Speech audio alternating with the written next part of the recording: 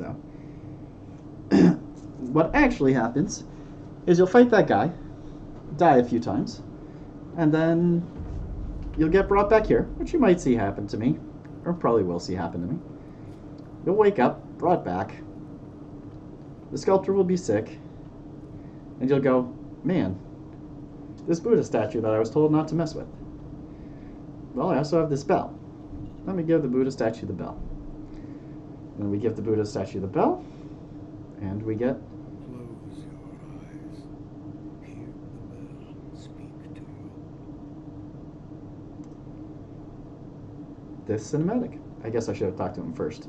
He tells you to give the bell to the Buddha over here. So you do get directed pretty pointedly to it.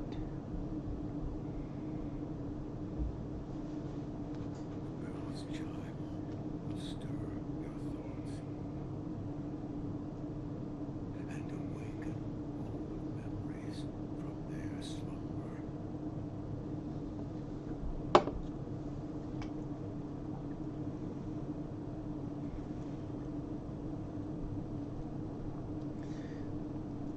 So with that bell, and what was presumably a very difficult enemy in front of us, we end up in the Harada Estate flashback sequence.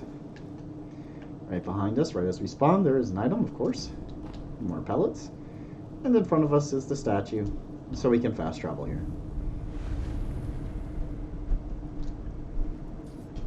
After that, just your normal traversal down, jump off, grapple point, grab that.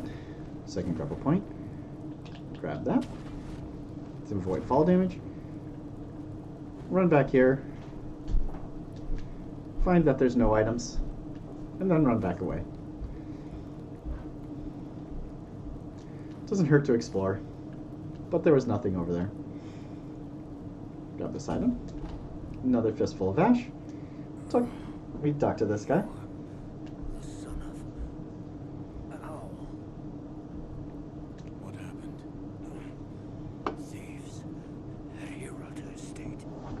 You must hurry. The divine error. And then, of course, What year is it? What year? An odd question. Tell me. It's the year of the Dragon Spring pilgrimage. The Dragon Spring pilgrimage? That was 3 years ago. What is this? The sculptor mentioned an old memory. I don't remember any of this, but it appears this is the past. time shenanigans. It makes no sense. They don't even try to explain it. It's fine. Go over the bridge, come back here, grab an item. Dousing powder. Heals the burn status effect and gives you some debuff resistance. Very useful. Run over, deal with this guy.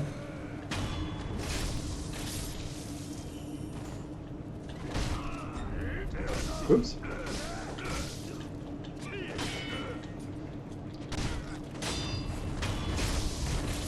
I don't have the Makiri counter yet, which is what they do.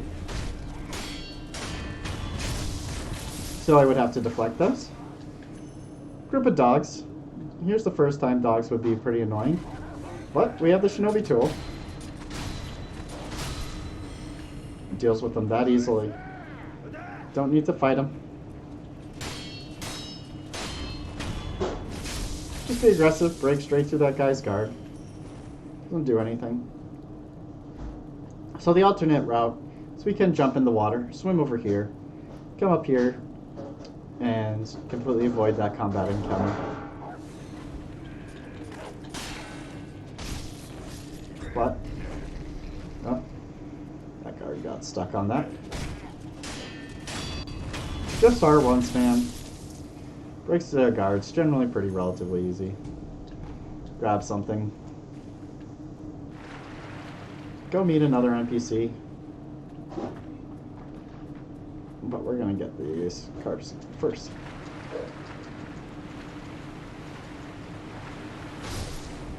They're basically give us these treasure card scales, which are useful for a bunch of stuff that's not necessarily important quite yet. Got another coin purse. There is another carp. I'm going to ignore Mr. Potman for now. Go get the other carp scale. It's right over there. You can start to see it. Swimming right over there. Kind of want to get as close as possible. They're not as bad as like the treasure lizards and geckos and the other games, but they can still be frustrating.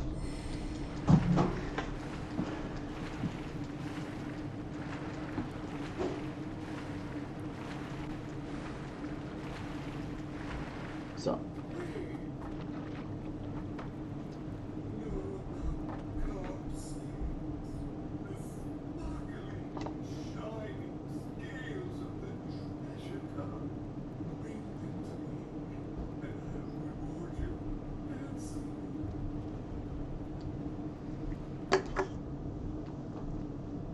So he's got a couple useful things. Floating passage, not really that great. Mask fragment, very useful for endgame stuff. Withered red gourd, more useful for the general things. It's a refillable item that heals your burn status. Honestly, it's something I didn't really run into too much in my playthrough. And Divine Grass, which is a full heal and cures abnormalities. I prefer not to do the treasure scale hunt and save all my scales for two more important items later on. Anyway, there's that over there, just so you're aware of it. Come over here, grab this item, or idol. And then, like I said, everything can pretty much, almost all combat can be approached from a stealth manner. So, there's guys in the central avenue, don't want to fight those guys. Sneak around them. Go around here, find this item.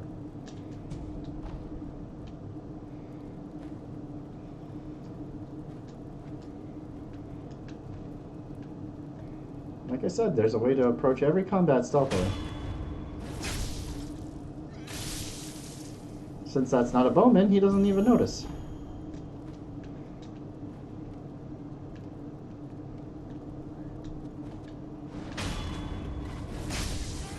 Deal with him.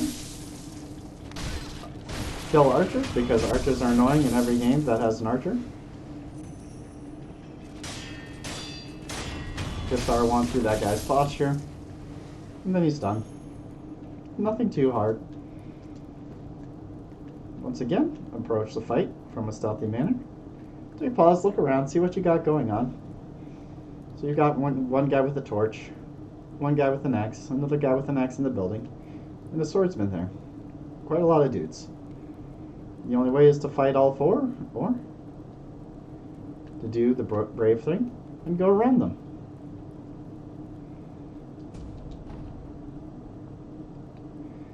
Now, there are items in there. And he notices me as soon as I do something super aggressive, but they're not that important. And there's a wall separating us, so we're just going to ignore them. Got this nice drunk guy around this edge of here. So we'll kill him. Then we've got this second dude. This dude's just over here trying to take a leak. We'll kill him too. While we're skulking around the edge. Ooh, we run into some dogs. Deflect the dogs. See, already getting shot at by an archer. They tend to shoot at you as soon as they see you. And they have terrific vision. See, this is what's frustrating. He does not see me go over here, but he took one shot over there. Because that's just how the game works with archers. He's looking right at where I am. So, you know, I wait for him to drop aggro, go around, and I'll go deal with my archer friend in just a moment.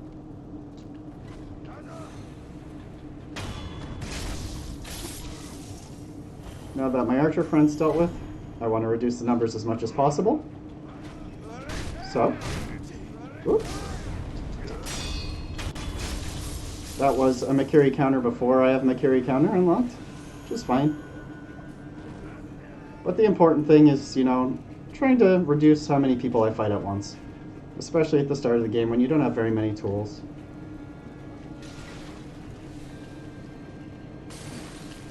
These guys are fun.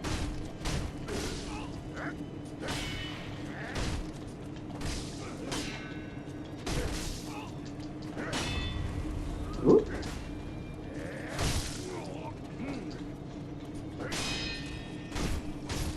I will not pretend that I'm good at fighting the axe guys. I prefer not really dealing with them in the early game because I struggle with them. But breaking line of sight, skulking around, gives you the opportunity to reset aggro, so you don't have to worry about it. These guys just like to chill here, enjoying drink. They don't fight when everybody else does.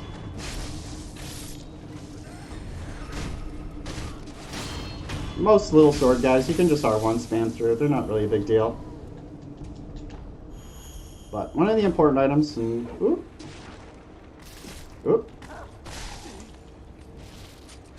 throw a shuriken at that dog, not going to chase him down. The main reason to come over here is after you hear eavesdrop on that conversation and hear about fire, you get this item, the flame barrel, which is your prosthetic tool, which gives you access to fire. So you hear a conversation about needing fire, don't know what to do, die to the ogre a bunch of times, and you go, man, this sucks, this is really hard. Get brought back to the sculptor. All of a sudden he tells you to use the bell on the idol. So you do that, and then you go over here, and if you explore, you're rewarded with finding that handy dandy little tool. So I'm going to progress just for the sake of progressing. Like I said, just R1 spam through most basic enemies. Makes things pretty simple. This guy gives you a little bit of backstory. Worthless bastards. Lo. You are a shinobi, if I'm not mistaken. Take the shinobi axe from the temple and split their skulls wide open. Please. So this guy tells you about the shinobi axe. And you're like, okay, I definitely want that. Getting more tools is always useful. Yeah. Hold on. But first, you know, you come over here. There's a few roosters to deal with.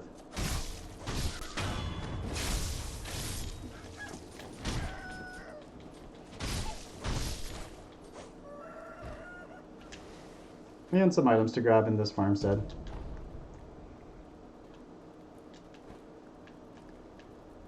Sneak around. Sneaking works on pretty much everything.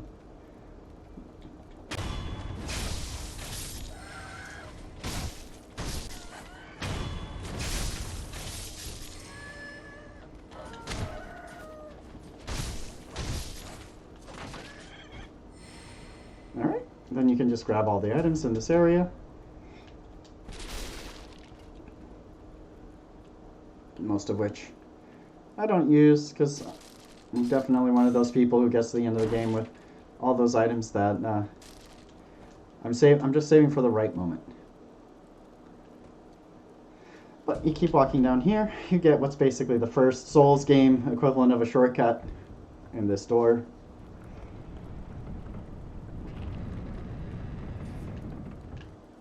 Oop, and you see an item that you might have forgotten to grab.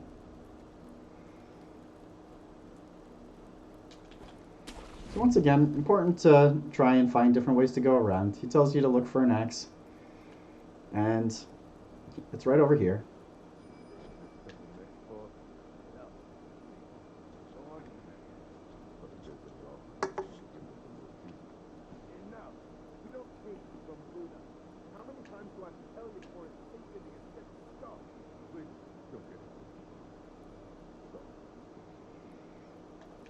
Fun little interaction there. Go for a death blow on the axe guy because they're the most annoying.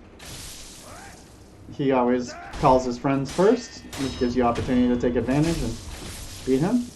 His friends are in that house, but you can go over here, go into the temple that they said they weren't going to raid, and find out that Sekiro's kind of a jerk. Here you get the Axe of the Monkey. Very important. Shinobi tool.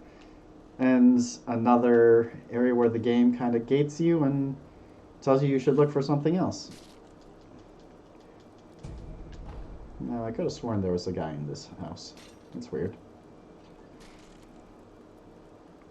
Well, whatever. So you grab that, you come over here, you can investigate that. There's those guys over there, which is another time you just, you know, find out that most of the basic melee guys don't pay that much attention.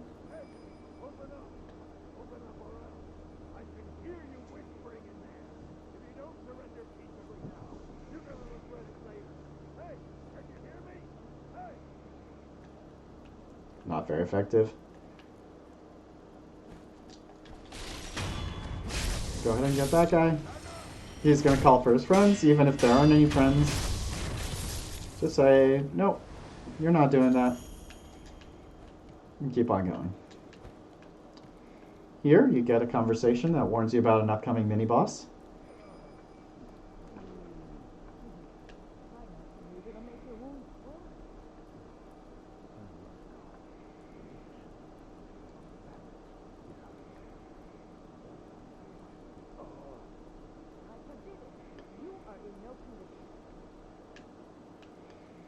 You can come over here to this window to get an item.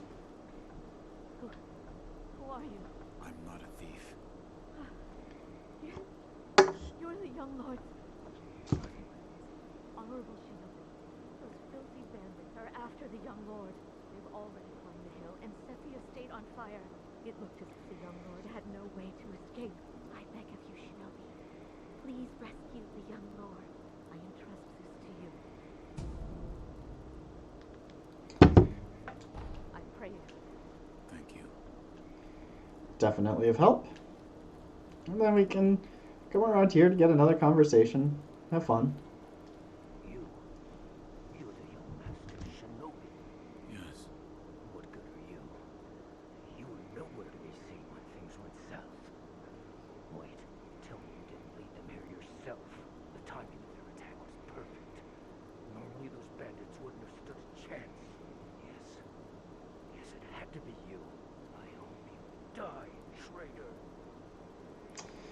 So that's the one thing that, you know, tells you that somebody let him here, and then there's the big question of who done it. You can go up here, talk to this guy, he gives us a little information. Hey, good sir. Are you a looter too? Good sir, you look like a shinobi, I think. Are you looking for something? Well, in any case, I found this place first. So, keep your eyes peeled out there, huh? And, don't let the door hit you. Oh, by the way, while I was on my way here, I saw a 3-story pagoda on top of something. It was a fine pagoda. Really fine. I bet there's some kind of treasure kept in there. Gotta be. That's what I think, at least. So it tells you about some treasure, and we'll run into him again later. Could come over here, get another bundled Jizo statue.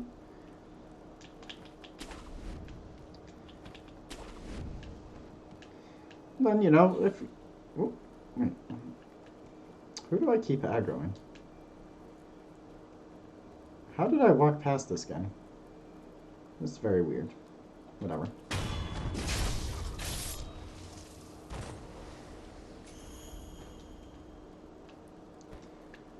So then, you keep going.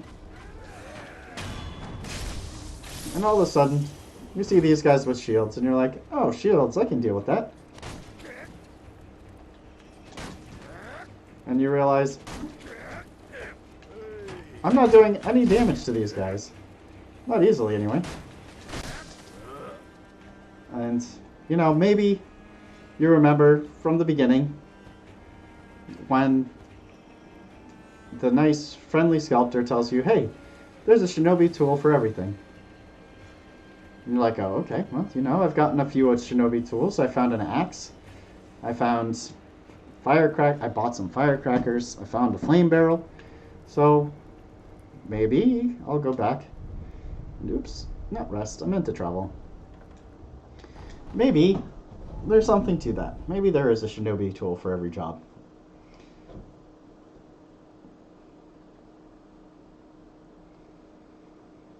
So we're like, we've got a few shinobi tools. We haven't gone back to the sculptor in a little while.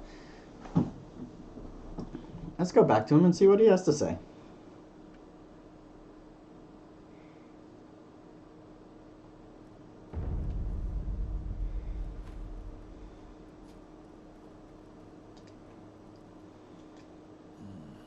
What is it? Seems to me your battle sense has returned. You're more like a shinobi than before, if only a little. Take this. So he gives you this. Actually, after you get 3 shinobi tools, so we've got 4 right now. So, very important. This is basically what allows us to start spending skill points. What is it? Shinobi techniques. Recorded within are fighting techniques that cannot be performed by samurai. Whether you make use of them or not is up to you. Shinobi aren't the only ones with their own fighting techniques. So here's where it teaches you about skills. So, you're back. Was that a dream? Or was it real? Whether it was a dream or it was reality, I have no idea. There is one thing I can tell you. The great Buddha has seen fit to awaken old memories within you. What you felt, what you remembered. That is what it all depends upon. I'm not sure if what I saw is what truly happened. That's how it works. So there you get to see here that it is a memory, but it is an imperfect memory. But that's more story. So we'll get all of these. Which gives us a decent loadout, decent number of tools. Prosthetic. It appears you've taken to it quite well. Here, this is for you. Never mind. This is the one that you get after 3 tools. What is it? It contains ways to bite into your foes with that fang of yours. In other words, fighting techniques for your prosthetic arm. I see. I had thought that prosthetic techniques wouldn't ever be needed again, but it seems I was wrong. If you want more forms for that fang of yours, you'll need to search for more shinobi tools. There's no turning back from this path now. The least I can do is load your arm. So from here, we've got a few different choices. You've got the axe, so you can get back to the shield guys. Or you've got the flame vent, so you can get back to the ogre mini-boss. From here, you also have your skill upgrades, so you can start to acquire skills. There's some pretty important ones. They're right here at the beginning. Whirlwind Slash, your basic combat art, and Mikiri Counter, the most important thing in the game that you get with skill points until later on, which allows you to perform the Mikiri Counter.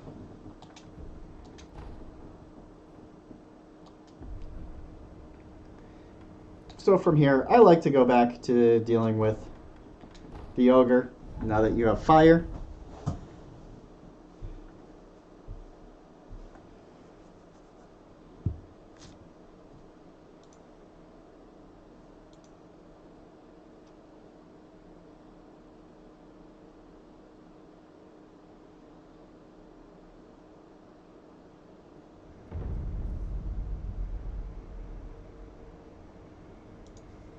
Alright, this tells you about equipping combat arts, which I didn't do.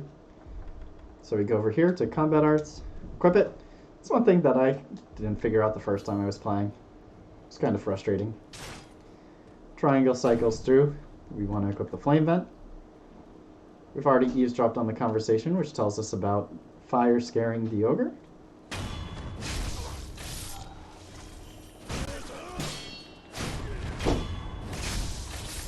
Kill those guys again. And then, let me see. And then we have this Scotchen's Sugar, which allows us to suppress our presence and basically super improves your stealth, which is super useful here on this first mini boss, as it allows you to sneak around and secure a death blow, which you would normally not be able to do because he notices you as soon as he walks up. Here's a little tricky. You want to make sure you've got that red dot before you start the attack. And he always opens with a grab attack. Fire makes him do that. Back off. Fire again. Makes him do that. Back up. Oh, I'll go ahead and get hit here. That's what happens. One throw, almost all your health's gone. So, and that's me not paying attention.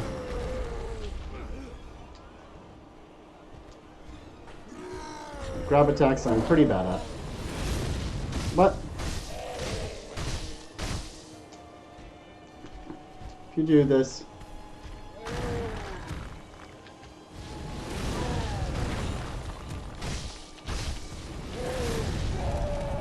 and now he's on fire, so you can just do that.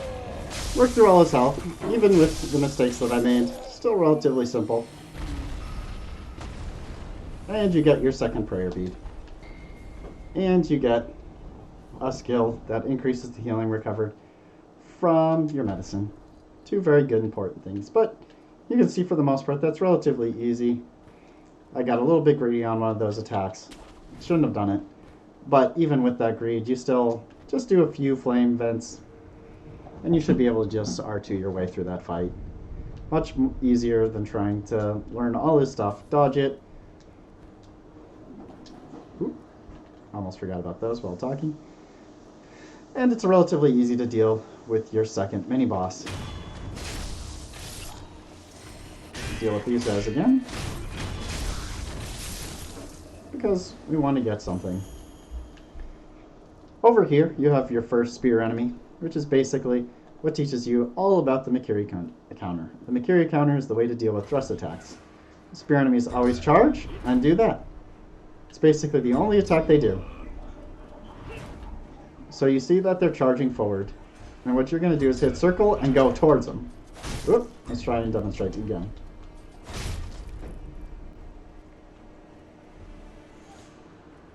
Come on.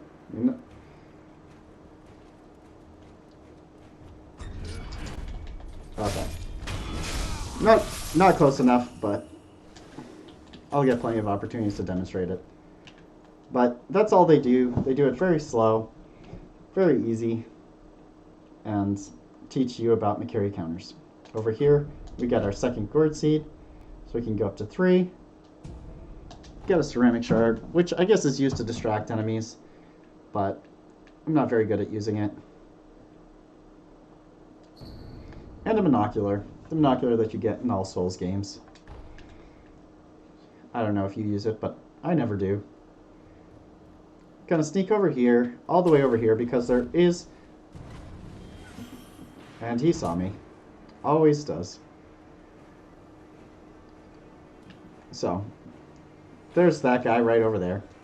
I come over here, grab a Divine Confetti. It's a useful item. And we also can come over here and we see this. We read it. It tells us about Headless. If you value your life, you can't behead the Headless. Turn back. Which I will very happily do, because the Headless are enemies that I have no desire to deal with until the end of the game. So you want to sneak over here because we've got an enemy right here who likes to bang his pot and get the entire camp riled up. Don't want to deal with that. That guy got excited for some reason. Not quite sure why. But I'm just going to wait a little bit for him to reset. He's going to reset and then walk away. Got that guy over here who's going to patrol right over here. Maybe I will have to kill him. And more importantly, I don't know if you saw it, but right down there we do have a mini-boss. That guy saw me again. Okay.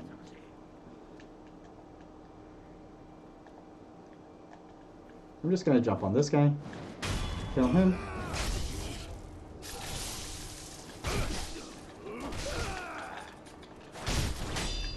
Use my art. Focus on defense.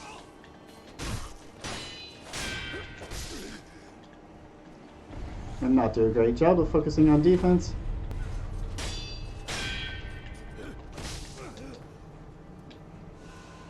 I was expecting to break his posture and I didn't. Ooh. I did not see you there. But unfortunate thing is basically I realized, you know, I've died, so I've lost my second chance. I've already used a gourd seed, which isn't good. You know, this isn't an optimal situation, especially when I'm preparing to fight for a mini-boss. So I'm going to do the brave thing and go ahead and reset. It's one of the things in this game. You shouldn't feel worried about it. If you're trying to do something, it doesn't go well. Resting and reset doesn't hurt. Especially when you're playing by yourself. I mean, nobody's watching. Nobody's there to judge you, other than yourself.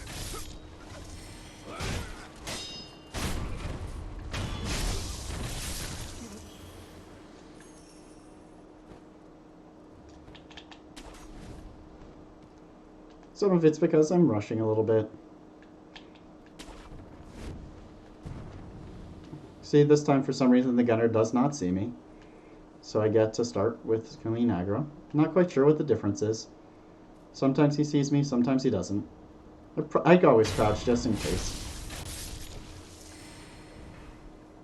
Jump on this guy. That guy's gonna get alerted, but I'm gonna get over him before he does anything. Ooh. That guy runs right by us.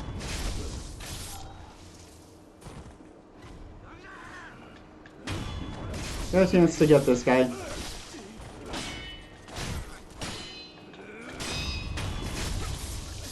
Get the counter on this guy. Gonna go ahead. Go around. You'll see the dead bodies, but it's whatever. I'm gonna go check on the mini-boss, see if he's moving.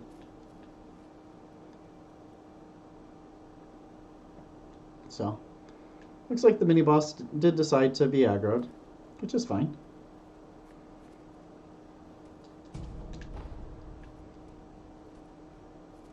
There was somebody who was seeing me that I wasn't not quite sure where. Oh, it is that gunman. Kill him.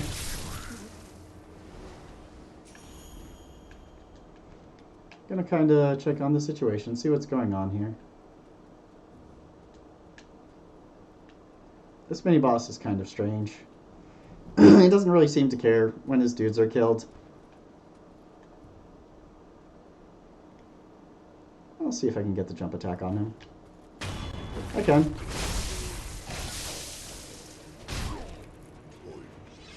He's gonna draw his sword. He's basically just a slightly more advanced version of the first guy we fought. A few more moves.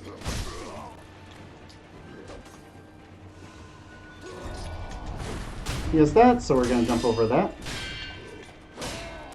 Oop.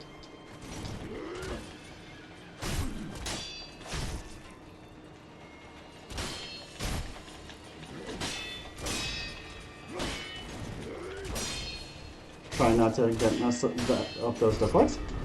Oop.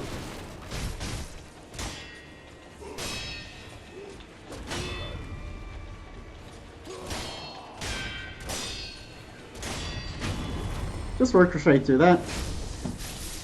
No real good tricks that I know of for that guy.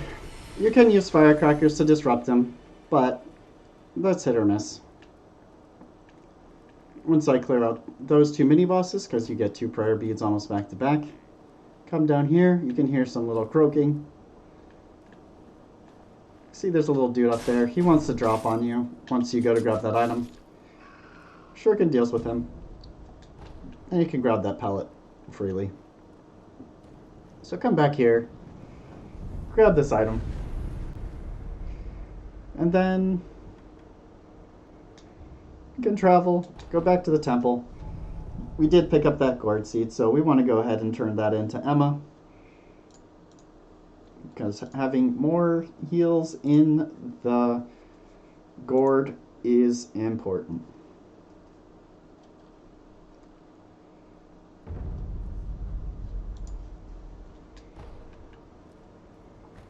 Come over, talk to her.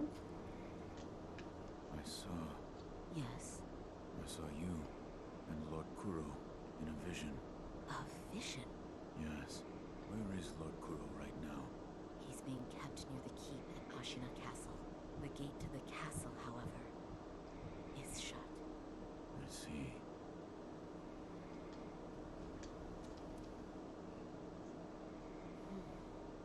Notice anything different? Yes. Like what? I died.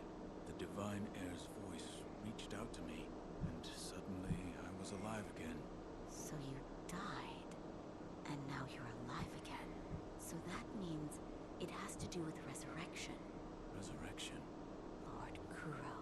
It's said to be a power of the divine heir's dragon heritage. Those who have been given the power of resurrection. They are revived upon death, repeatedly. Impossible. Yes. It is rather strange, and yet it is happening here and now. Let me know if you notice any more changes. I don't think the power of resurrection comes without a cost. And if we can all avoid it, we won't deal with the cost. I'm glad you've come, Master Wolf. Give you a gourd seed. Goodbye. Generally talking to her, she just repeats what you say. I'd like to make a request. What is it? Please show me your face. What? This white mark, is it a birthmark? No.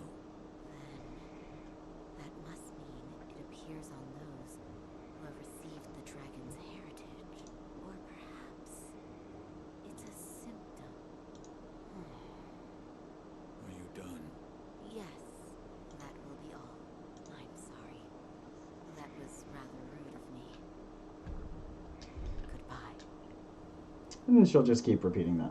So, now that we've got another gourd seed, another prayer bead, we're at 3 of 4. This is where I like to go back to the estate and keep advancing this. This is one of the parts where the game, it's not very straightforward. Kind of like the optimal path to try and grow in strength before you deal with the more difficult encounters has you bouncing back and forth. I can keep going straight forward and I'll run into the first boss, but I'll be fighting the first boss with only the base health. Doable, but not optimal. If I come back here, I can get another prayer bead, getting my 4th, getting a few other things. So I had opened that door, so I'm going to go ahead, sneak past all these guys, jump down here and kill this guy because I hate archers.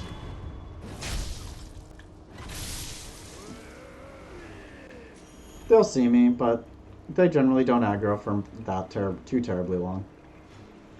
Go up here. Go to these guys. Jump at this guy. Woo!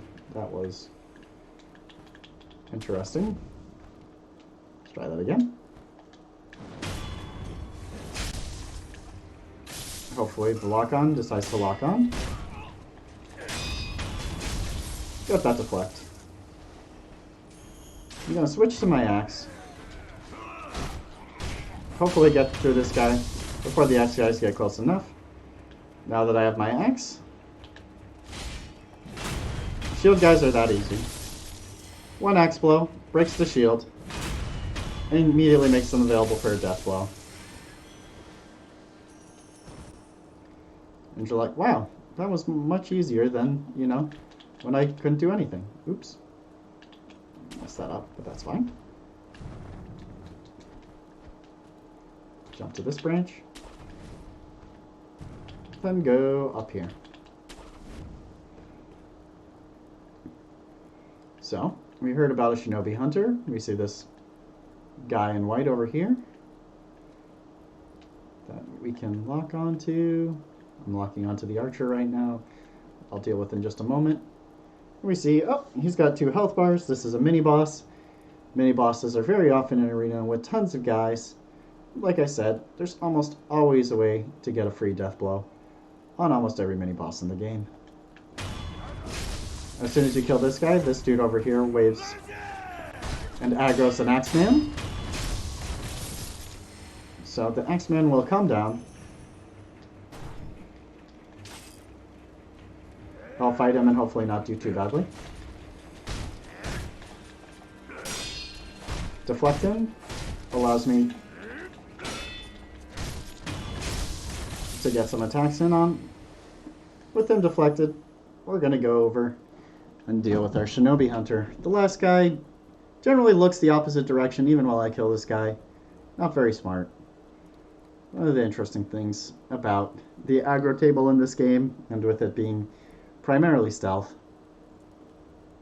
I'm just going to wait for this guy. Eventually he'll turn away. He does. And now we sneak up on him, and we go for the death blow. Get it? And here's where, now that we've gotten the Makiri counter, it tells us Makiri counter is good against thrust attacks. And it deals greater posture damage than a normal deflect. It's actually the largest source of posture damage. So he's going to charge. And I'm going to not Makiri counter. So, he's kind of annoying in that he likes to chase you down. But we'll try it again. Got the Makiri counter. Makiri counter him again. And he's dead. It's that quick. So we get our 4th prayer bead. And then this guy's gonna aggro right at the end.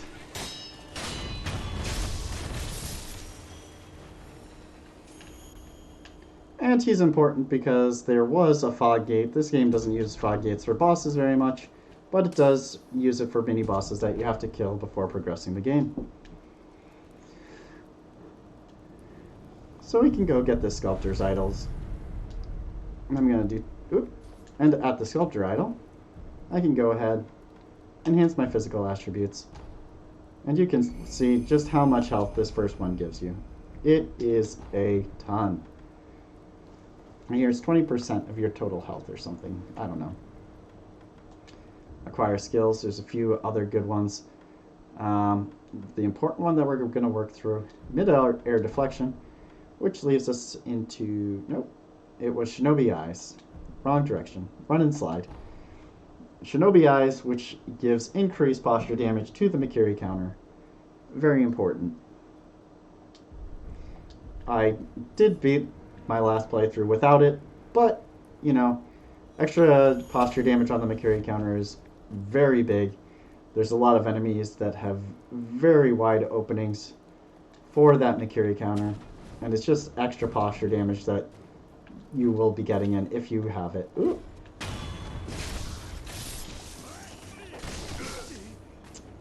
Are you struggling?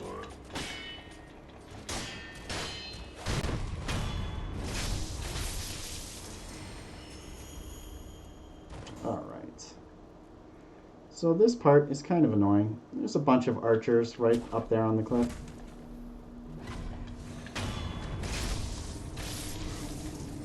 I like to only do one at a time because archers are very annoying.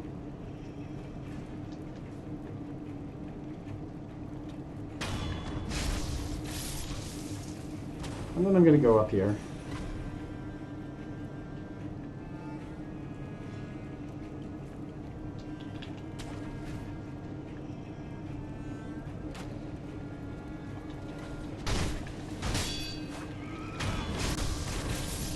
Death blow him. It gives me invulnerable iframes, which is useful.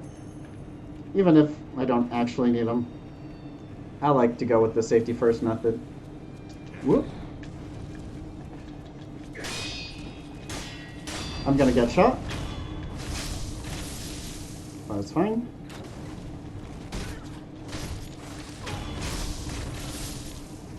Grab that. Grab that. Alright. Now, there is an item right up here. I can go ahead and grab that. More dowsing powder. And there's that pagoda right up there that we want to go to. Now, let me see. That launches us over to there. Launches us right there. It's been a while since I've gone to it. Might be down here. Yeah, so it's down here. Well, we're over here. We see this treasure card here. We might as well grab it. Even though I'm not too worried about them.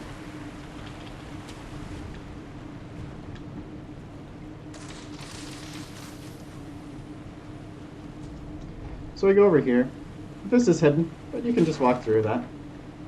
So, jump down to the river by the bridge, come over here, and then we can do some wall kicks. Which is just jumping off the wall. It tells you how to do it. And it's not the most complicated traversal mechanic in the game. And then we're up on this cliff, which is where this 3-story pagoda is. There's an enemy right up there. That's an end game enemy, put right at the beginning, so we take advantage of the From Software favorite, door invulnerability. He'll attack us a few times. We'll walk in this building, grab this item, which is another prosthetic item. Whoop! That's actually interesting. Whoop! He attacked me through the wall. I've not had that happen before. So I'm going to go right here, use my homeward idol, go back to the dilapidated temple. He should not attack me through the wall again, and I should get out of there. Just fine. An easy way not to deal with an enemy that is generally above your skill level, and you don't want to deal with anyway. So now, with my first health upgrade and quite a few tools under my belt and a few very important skills, we'll go towards the first boss.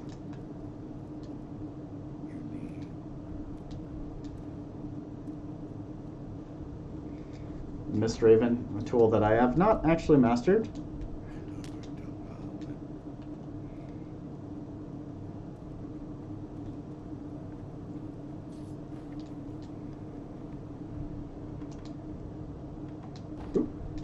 We're gonna go to the Underbridge Valley to deal with my favorite, the Great Serpent God.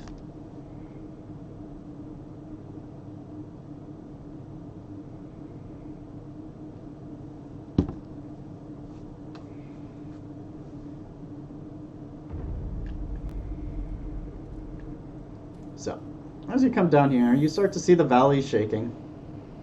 You're like, oh, that's not good. I wonder what that is. Come down here. Grab this so you don't take fall damage. Keep going. Okay, nothing's going on yet. Keep going. Nothing's going on yet. You learn about mid-air grappling hook, which is basically just, hey, jump off and grapple it. Oh, I can't do the skip now. So, can't do the skip. Then you're walking over here. La-di-da. You see this wall, if you remember from the beginning of the game, that was the indicator of a sliding wall, so you walk towards it. Why am I sliding? I'm going to stick to it. Okay, screen shaking a lot. And around the corner peeks our friends, the Great Serpent God. Looks around. You just wait. Watch him. Eventually he looks away. And then you walk away. Grapple down, move to the next point. Crouch in the grass. And then he comes back over here. can actually do this pretty quickly. But this is just the way you'll probably do it the first time. He kind of sees me. And then he'll look away. Oh no, I forgot. That's how this part works. So you look, and he's looked away. So you go to the next point, run through here.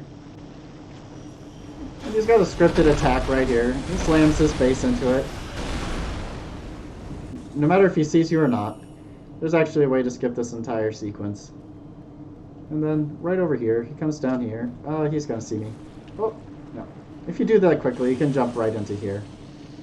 Then he puts his big, scaly body right there, right in your pathway. Wraps around you. Ooh, that's spooky. You have to wait for him to move. Each time you progress to a new point, he does adjust his path to look at like almost exactly where you are. Right now, we can't move forward. Oh, here we go. Now we can. He won't see us during this sequence, but we want to wait for him to go to the other side. Once he goes to the other side, we can walk over to here. We can sit here just waiting, and eventually he looks in. Then we can stab him in the eye. He does not take too kindly to that, but, you know, it's whatever. Run over here real quick, grab some snap seeds, which are useful for one of the bosses. So we run. Aim the camera up for that grapple point,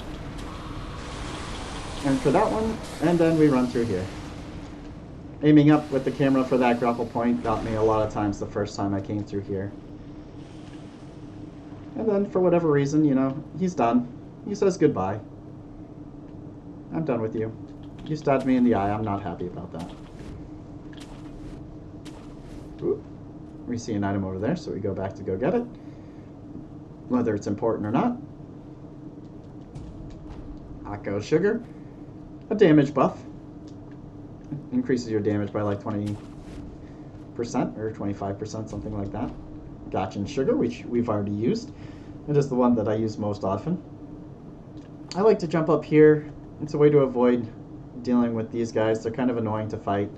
One of the more annoying enemies. Just jump in the air, death blow him. He just tells you that snap seeds grow in ravines, which really is just lore stuff as far as I can tell. It doesn't really seem to have any relevance on hints about the game. Maybe you walked past that and it's a hint for you to go back and grab it. So I'll go back up here, follow the grapple points. See, there's a bunch of dudes over here. One of the big ogre dudes. Needs to drop conversation.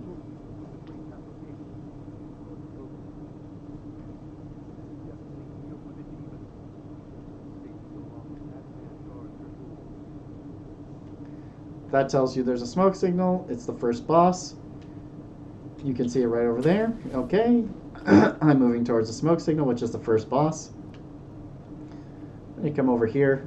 You have this eavesdrop conversation.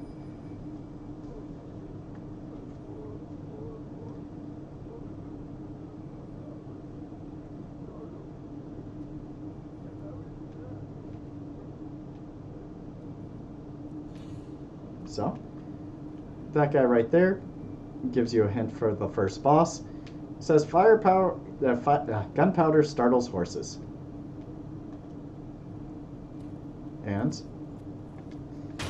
if you had the 500 sen, you now have shinobi firecrackers, which are a bunch of gunpowder that are particularly good for scaring beasts. So, you know, hey, for the first boss, maybe that's a good tool to use. Then, because he's sad about his horse, you don't want him to be sad, so you kill him.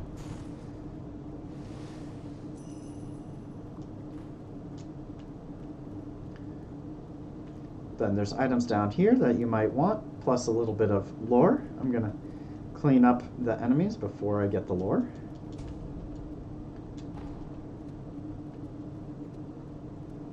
See where the ogre is. The ogre's over there.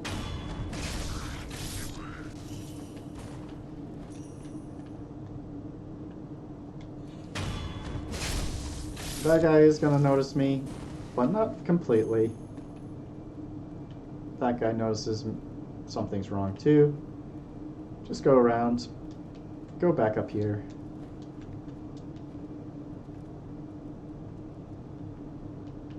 Try and find where each of these enemies are because the arrows aren't that good at directing you to people. He's still over there. We don't want to fight him with the ogre.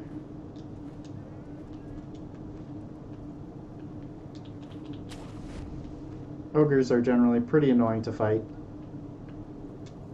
I know they're called something else, but I call them ogres. So go ahead and deal with that guy. You know, we can probably take those two on their own, so we'll just go over here.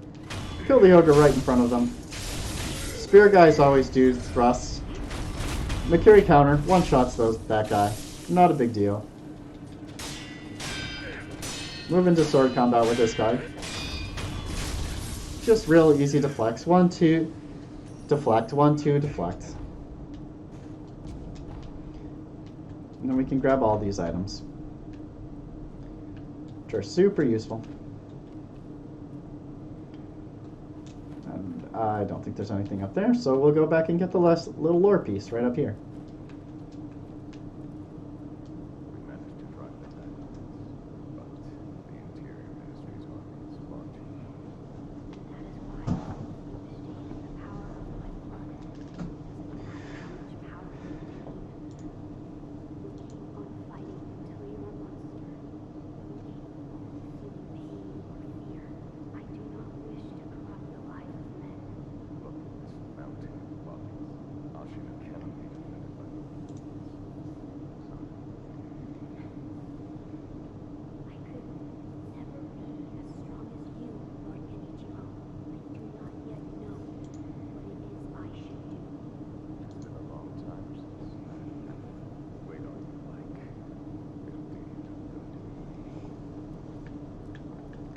Nice information, finding out that Ashina's, you know, getting run down, getting attacked. The rebellion's failed. So here we are. You see it. Very obviously, this is a boss arena. You get here, and you're like, oh, nothing good can come here. But you gotta fight the boss. So, come down here.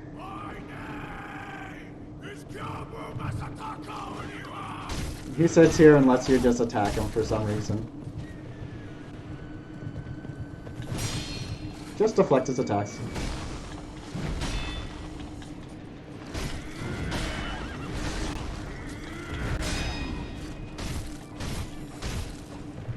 He runs away. If you took hits on the first thing, that's the indicator I was talking about earlier. Yep.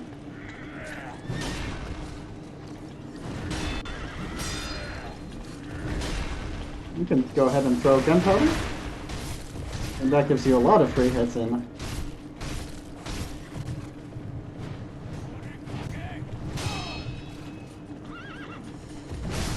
Oh.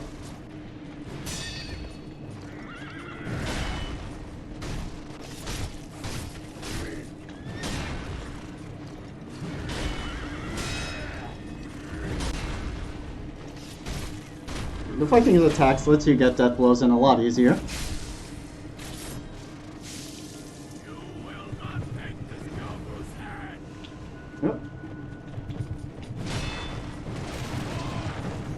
The main thing is that his attacks are a lot... Oop. You have to be prepared. Even if you start with the horse, he generally counterattacks pretty quickly.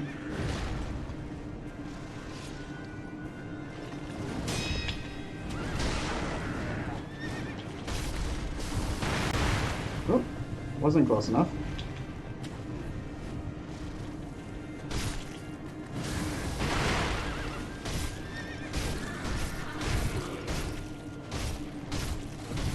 Just throwing that gunpowder lets you get a lot of attacks in. And then grabbing him lets you close the distance. And just like that, first boss, easily dead.